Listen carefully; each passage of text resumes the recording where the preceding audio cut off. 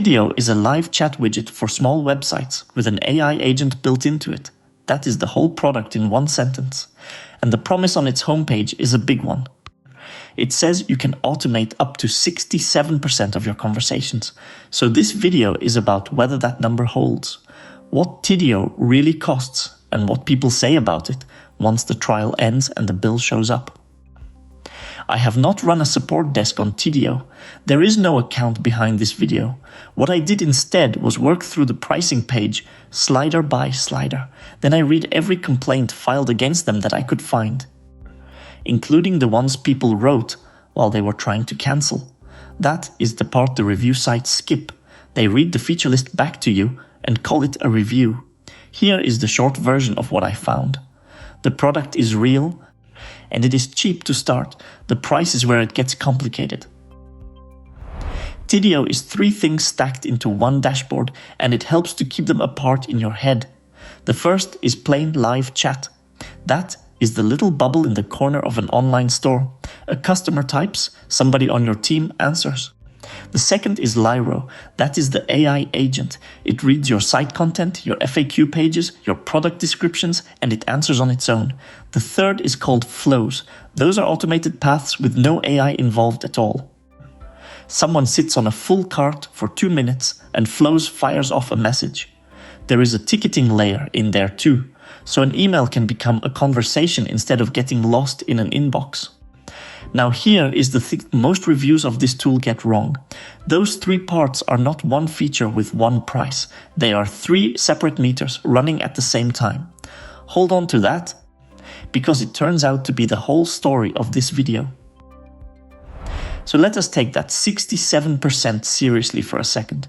Where does it come from, and does it survive contact with a real business? It is Tidio's own figure, and the exact wording matters. The page says up to 67%. Up to is doing a lot of quiet work in that sentence. Independent testing of pre-built AI agents in this category was published this April. It puts the realistic range at 40 to 65% of conversations resolved. So the claim is not invented. It is the top of a range printed as the headline. And look, 40% is still 40%. If your team answers the same shipping question 60 times a week, that is real hours coming back to you. But there is a condition nobody puts on a banner. An agency that sets Tidio up for its clients wrote in February that Lyro needs genuine tuning first. You read the transcripts, you find the places it misunderstood somebody, you widen the answers, and then it gets good. Start narrow and grow it was their advice. Nobody is getting 67% on day 1, straight out of the box. Now the money, because this is the part the product page will not hand you straight. Start with the good news, and this part is genuinely good. There is a free plan, and it does not expire. 50 conversations a month, 50 Lyro AI conversations as a one-off, and 100 visitors reached with flows. No credit card to begin. For a small shop handling a few chats a week, that is a working tool for $0. It is not a crippled demo designed to fail, which is also the honest way into this one. Run the free tier against your own traffic and watch your own numbers before you spend anything. If you do decide to go further, the link is in the description, and I will say it plainly, that is an affiliate link. Paid plans come with a 7-day trial on top of that, so there is really no reason to guess with this product.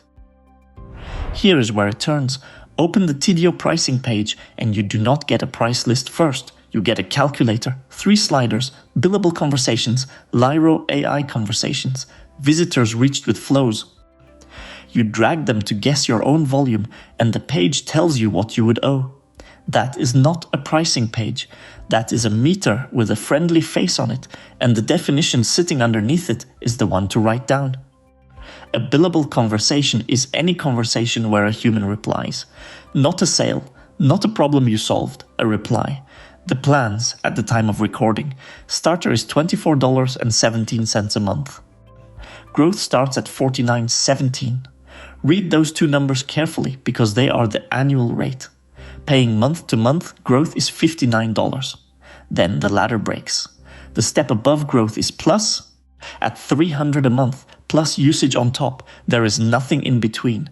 $59 to $300 in a single step, that is the catch. So what does that look like on a real bill? 3 pools, draining at 3 different speeds. Your humans burn the conversation pool. Lyro burns its own. Flows burns a 3rd one on visitors reached. And a breakdown published a few weeks ago flags something worth knowing. If Lyro answers and immediately hands the customer over to a person, that reply still counts. The AI conversation gets billed even when the AI did little more than pass the message along. There is also Lyro Connect, which drops the AI inside Zendesk or Salesforce. That one is locked to the expensive plans and billed from 50 cents a conversation on top of everything else. Now, is this a scam? No, and I want to be fair about it. A Shopify store owner put it well back in January. For 200 or 300 customers a month, it is perfectly predictable, as long as you watch your caps. The people who get burned are the ones growing quickly. They never went back to look at the limits they set months ago. Which brings me to what users actually report, and I want to give you both halves of it. Tidio puts a 4.6 star rating on its own homepage from more than 1,800 reviews. That figure is real. It comes from G2. On Trustpilot, the same company sits at roughly 3.8 out of 5. That is across about 200 reviews as of August 2026. Both of those numbers are true. The one on the marketing page is simply the flattering one. The praise is consistent and it is not nothing. It works and it is quick to set up. Their own support team gets good marks from the people who deal with it. The complaints are just as consistent. And here is the part that matters most. They are almost never about the chat widget. They are about billing. Accounts upgraded without permission. A suspended account still being charged for a renewal. Refund requests turned down, and no refund for a partial billing period either. You cancel and you drop to the free plan at the end of the cycle. The one I would weigh heaviest came up from more than one reviewer. Trying to cancel and getting bots instead of a person. One of them wrote that they went round in circles until they gave up and stopped the payment at their bank. For a company selling you an AI that talks to your customers, that is an uncomfortable review to have sitting on the internet.